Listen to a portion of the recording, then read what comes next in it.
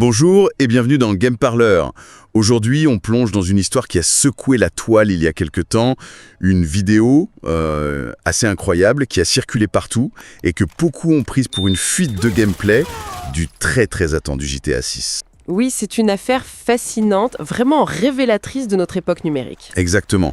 On a pas mal de sources qui racontent cet épisode et ses suites, et notre but c'est de décortiquer un peu tout ça. Pourquoi cette vidéo-là a eu un tel impact? Qu'est-ce que ça révèle, au fond, sur l'attente monumentale autour de ce jeu, et puis sur la culture web, quoi. Tout à fait. C'est un excellent cas d'étude pour voir comment la frontière entre les créations de fans, parfois géniales, et l'info officielle devient super floue. Comprendre cette hype, cette attente collective et aussi la créativité des communautés de joueurs, c'est devenu essentiel pour saisir comment l'attention fonctionne aujourd'hui. Carrément. Et la première question, elle est simple. Qu'est-ce qu'il y avait dans cette vidéo pour que ça parte en vrille comme ça? Pour que tout le monde y croise si fort? Bon, allons-y, décortiquons ça. Pris des scènes assez folles. Un braquage de yacht qui tourne à mal apparemment. Oui, et ensuite une course-poursuite sur l'eau assez spectaculaire. Avec des explosions, des bateaux, des hélicos qui se crachent. Enfin, le grand spectacle, quoi. Très GTA dans l'esprit, j'imagine. Exactement. Un chaos visuel très maîtrisé, très impressionnant. Et ça finissait, d'après les descriptions, par une fuite en moto dans une ville qui avait l'air super détaillée, très vivante. Avec des jeux de lumière, une ambiance, quelque chose de très léché. Mais le truc qui revient tout le temps, c'est la qualité visuelle. C'était ça le point clé. Ah oui, complètement. Apparemment, c'était bluffant. Les retours disent que beaucoup ont vraiment cru être devant un jeu next-gen, le genre de truc qui exploite à fond les nouvelles consoles. C'est ça, le réalisme des animations, la fluidité de la conduite, les effets de lumière, tout semblait collé. Collé à l'image qu'on se fait d'un gros jeu AAA signé Rockstar pour les machines d'aujourd'hui. Du coup, l'excitation a été immédiate. Genre, ça y est. C'est ça, le premier aperçu. Et c'est là que ça devient super intéressant d'un point de vue psychologique. GTA 6, c'est peut-être le jeu le plus attendu de l'histoire, faut le dire. Et Rockstar, on les connaît. Ah oui, le silence radio pendant des années. Exactement. Communication ultra verrouillée, ils donnent des infos au compte-gouttes, ça crée un vide immense. Et les fans, ils détestent le vide. Voilà. Surtout les communautés très engagées. Elles sont à l'affût du moindre petit truc, de la moindre rumeur. Alors quand une vidéo comme ça débarque, avec une qualité qui a l'air pro, sophistiquée, ça tombe pile au bon endroit. C'est ça. Ça tombe sur un terreau hyper fertile. La vidéo, elle montre pas juste des images. Elle répond à une attente profonde, presque un besoin d'avoir enfin quelque chose de concret. Donc, il y avait la technique, mais aussi tout ce contexte d'attente énorme qui a joué. Absolument. La crédibilité, elle venait pas que des graphismes. Elle venait aussi du fait que la vidéo, elle correspondait à ce que les gens imaginent, à leur fantasme sur ce que serait cette suite. Un jeu Rockstar next-gen, on s'attend à ce que ce soit beau, dynamique, immersif. Et cette vidéo semblait cocher toutes les cases. Elle n'était pas juste jolie, elle captait un peu l'esprit attendu d'un GTA moderne. Ce mélange d'action et de monde ouvert. C'est là que l'illusion était particulièrement forte. Elle mimait pas seulement l'apparence, mais aussi l'ambiance, le feeling qu'on attend de Rockstar.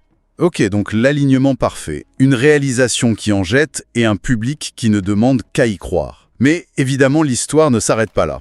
Et c'est là que ça devient, comme tu disais, vraiment intéressant.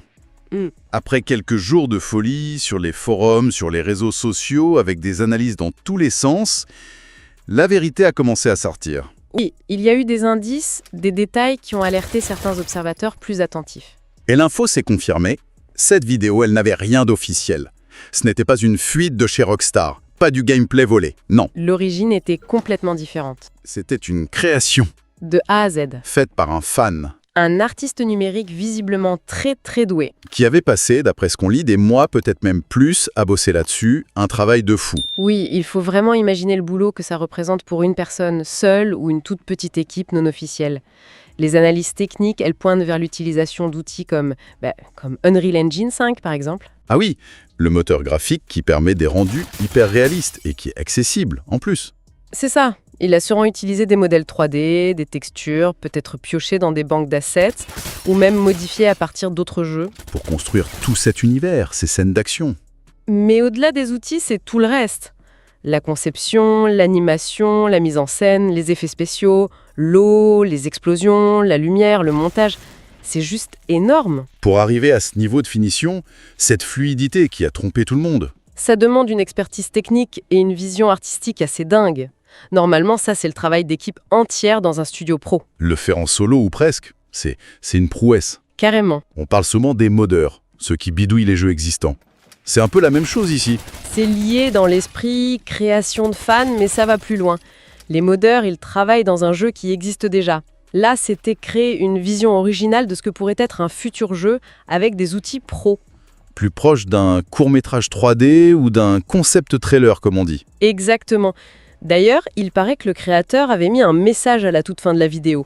Ah bon? Oui, un message qui disait que c'était une création perso, un concept basé sur sa vision de GTA 6. Et personne ne l'a vu, évidemment.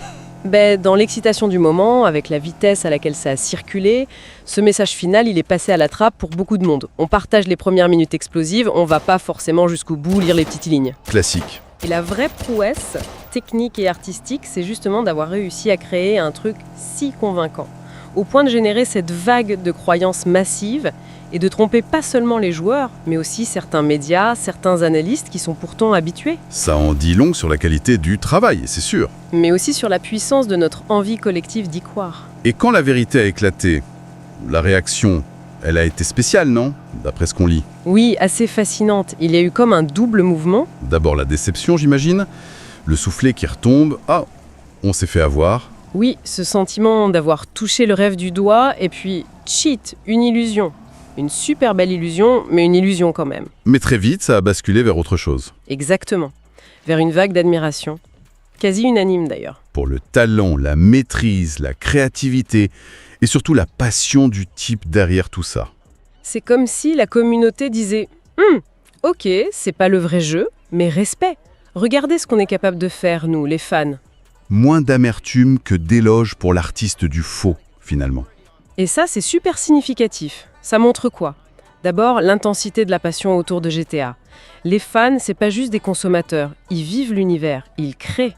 Ils s'investissent à fond. Ensuite, ça révèle le réservoir de talents créatifs qui existe dans ces communautés. Des gens capables de rivaliser, sur certains aspects, avec les pros. C'est assez incroyable. Et enfin, ça souligne encore une fois l'attente complètement folle, quasi messianique, autour de GTA 6. Ce jeu est un phénomène culturel avant même d'être vraiment montré. La moindre info, vraie ou fausse, prend des proportions énormes. Cette vidéo en est devenue le symbole. Tout à fait. Mais au-delà de l'admiration, est-ce que ce genre de fausse fuite a un impact plus profond? Ou c'est juste un buzz de quelques jours et on passe à autre chose? Très bonne question. Et les analyses suggèrent que ça va plus loin que l'anecdote. Même fausse, cette vidéo a joué un rôle. Dans le silence de Rockstar, elle a donné quelque chose aux fans. Quelque chose à se mettre sous la dent, comme on dit. Voilà, elle a permis de visualiser, de rêver le jeu, de projeter les attentes sur des images concrètes. Paradoxalement, cette fausse info a nourri l'imaginaire collectif et a sans doute même intensifié l'attente. Et peut-être même fixer une barre, inconsciemment. C'est possible, hein? Même si c'est pas officiel, certains joueurs pourraient comparer le vrai jeu à venir avec ce concept hyper abouti. Ça pose une question intéressante sur la valeur et le rôle de ces créations de fans. On voit bien que les modeurs, les artistes, tous ceux qui créent à partir des jeux, ils sont cruciaux. Ils maintiennent la flamme, aident à patienter. Ils enrichissent les univers. Et parfois, comme ici, ils créent l'événement mondial à eux seuls. C'est fou quand on y pense. Ils peuvent générer un buzz planétaire, façonner les attentes, et peut-être même, sans le vouloir, mettre une certaine pression sur les développeurs. Ce n'est plus juste du fan-made sympa, quoi. Non, c'est une contribution active à la culture du jeu, à l'anticipation. C'est un hommage, oui, mais c'est aussi un moteur pour la communauté, un acteur à part entière de l'écosystème médiatique. Certaines analyses disent même que ça pourrait pousser les studios à communiquer un peu plus pour éviter que le récit de leur jeu soit trop longtemps défini par des créations non officielles, aussi bonnes soient-elles. C'est passionnant de voir comment une initiative perso, partie d'une passion, peut avoir autant de répercussions. On peut dire que, même si la vidéo n'était pas vraie, elle a offert un avant-goût puissant. Une sorte de magnifique prélude à ce que pourrait être GTA 6 en cristallisant l'imagination de millions de personnes. Elle a montré ce que les fans espéraient voir, d'une certaine manière. Bon, alors, si on essaie de résumer tout ça, qu'est-ce qu'on retient de cette histoire, en se basant sur nos sources? Plusieurs points forts, je trouve. D'abord, la puissance virale d'une info, même fausse, si elle est bien faite et touche une corde sensible comme l'attente d'un jeu culte. Oui, la crédibilité technique couplée à l'émotion collective. Ensuite, le talent fou qui existe chez les fans, la créativité, la passion, capable de produire des trucs qui brouillent les lignes avec le travail des pros. Ce réservoir de créativité est souvent sous-estimé. Et enfin, ça montre l'intensité dingue de l'attente autour de certains jeux comme GTA 6. Une attente telle que le moindre truc, vrai ou faux, devient un événement mondial. C'est ça. L'anticipation transforme tout. Et cet événement illustre parfaitement une dynamique très actuelle. La passion des fans, leur créativité, ce n'est plus juste une réaction. Ça devient une force active, Qui façonne la perception. qui interprète les silences, qui devance les annonces, qui peut même influencer, directement ou indirectement, les attentes envers les œuvres culturelles majeures. La frontière entre celui qui reçoit et celui qui crée devient plus poreuse. Beaucoup plus interactive, oui. Et ça nous amène à une dernière réflexion, peut-être une question pour l'avenir. À une époque où les outils de création deviennent de plus en plus puissants, accessibles, les moteurs graphiques, les logiciels pro, et bientôt l'IA, qui commence à peine à montrer ce qu'elle sait faire en génération d'images, de vidéos. C'est vrai que ça ouvre des perspectives vertigineuses. Jusqu'où ces créations de fans vont pouvoir aller? Est-ce qu'on va avoir de plus en plus de fausses fuites quasi parfaites? Indiscernable de l'original, peut-être. Et quel impact ça aura sur notre rapport à l'authenticité, à la valeur qu'on donne à une œuvre officielle, et finalement sur la nature même de notre attente, de notre désir pour ces créations? C'est une question énorme et assez fascinante pour l'avenir de la création et de la consommation culturelle. Une perspective à méditer. Merci beaucoup d'avoir décortiqué tout ça avec nous. Merci à toi, c'était passionnant.